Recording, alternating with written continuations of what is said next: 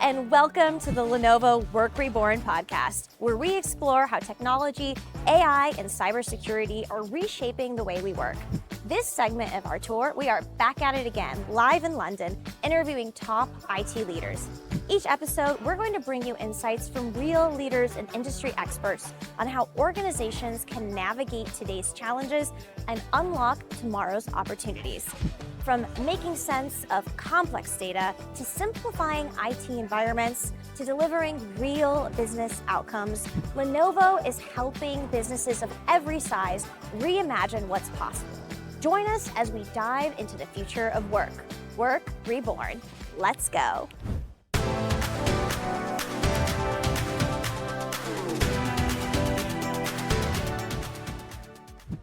Hello and welcome to the Lenovo Work Reborn podcast. Vivien, how are you doing? Hello. Doing great. And you? I'm so excited to chat with you today. I basically really have been focused on bringing in experts from all across the board in IT to chat about some recent research findings that we've had.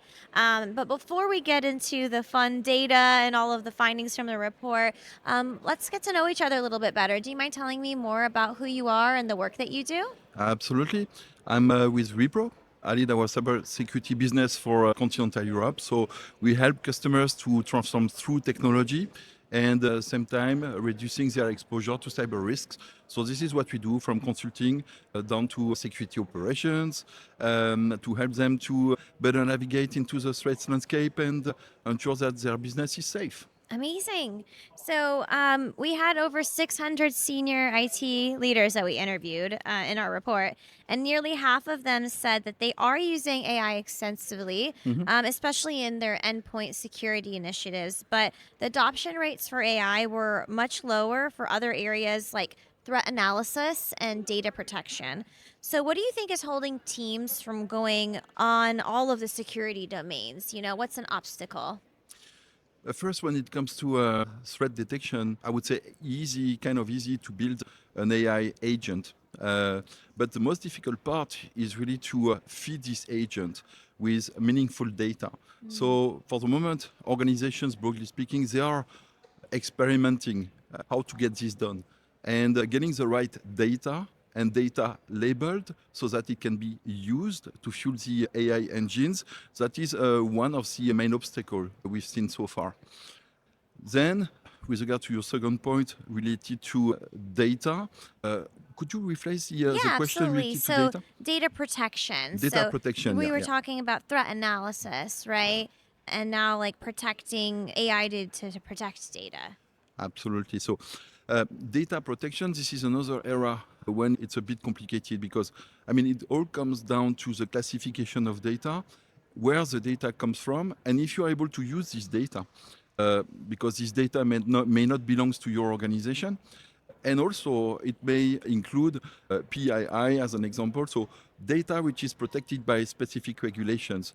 So if you look at organizations such as AWS, they did come up with solutions around how to ensure the data you are going to be used remain, let's say, in a level of good integrity, remain compliant with regard to local and international regulations. And so it helps organizations to, let's say, leverage such kind of solutions, which are called Bedrock as an example, to not only get the full benefits of AI engines, but also making sure that the data which is going to be ingested is fully aligned with the, let's say, regulations related to data. What would you say is positive advancement or productivity push that you've seen in your own organization that you have implemented due to some sort of AI or something like that? Is there anything you guys are working on right now that's like really working for you? Yeah, absolutely. So AI has been pushed quite heavily in our organization. We have invested 1.2 billion 3 years ago, and we've done a few things. First, to train 250,000 people, it's our workforce, on AI. How to use AI in a safe manner without creating a risk for our organization. The second point was to train our people on the AI capabilities with different modules from beginner to experts, and also to leverage all the AI trainings you can find with our partners, whether it is Microsoft or AWS or Google, etc., so that we raise the bar in terms of knowledge. The other thing we've done internally was to start to leverage AI for something. So it's GenAI engine, which is part of Teams and which is going to help you to deal with day-to-day tasks such as approvals for expenses, for travel, etc. So what it does is to connect, to send you a message, and then connecting in the backend with all the approval tools or request tools, so that you can approve without getting into the other tools in the backend. What we've done also was to start to create agents for us. So we call it Customer Zero.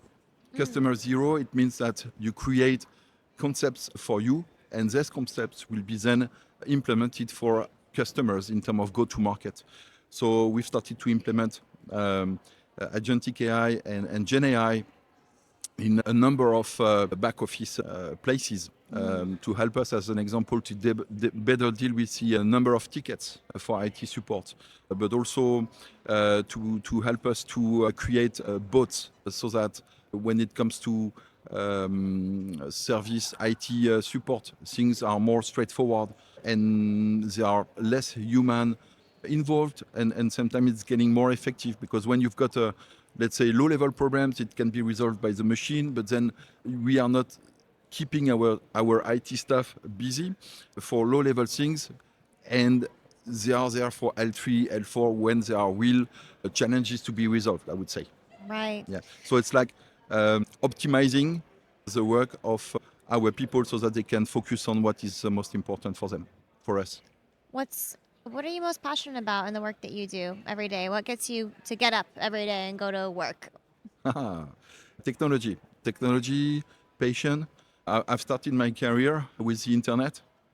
So, and since then, every 5 years, you would have, something new, and now it's like and after that, it was like every It's like 2 every years, day, and now it it's feels like like. every day. Yeah, Yeah. absolutely. Yeah. So it's crazy. Back to AI, things have started with GenAI, but before that, think about what IBM has done back in 2010 with Watson. So it was machine learning, but it was the baseline for everything happening now. And AI, it's a big topic. Most important, I would say, is not really to focus too much on the technology, because honestly, yourself, myself, we can build an AI agent. You go on Gemini or ChatGPT, and the tool is going to help you to build your own agent. But the most important is, what are the use cases? Where can you apply AI so that it's going to bring key outcomes and benefits to you, to your organization? And so what is keeping me awake and busy? It's like really to speak with customers and to make the link between customers and technology, to be able to resolve together complex challenges. Fantastic. Well, this has been a very insightful conversation. I really enjoyed having this chat with you today, Vivien. Same. If anyone is interested in learning more about some of the research or findings from our Work Reborn report, there is a QR code available somewhere on the screen here that you'll be able to scan. And then if you're listening to the podcast, make sure you download it via the link in the show description below. And that's a wrap for today. Thank you. Thank you for listening to the Lenovo Work Reborn podcast. To learn more about how Lenovo is helping organizations transform with AI, cybersecurity, and smarter IT solutions, be sure to subscribe so you don't miss the next conversation. And also, we'd love to hear from you. Make sure to leave a comment with any other questions that you would like us to discuss on our next episodes. See you next time. Lenovo.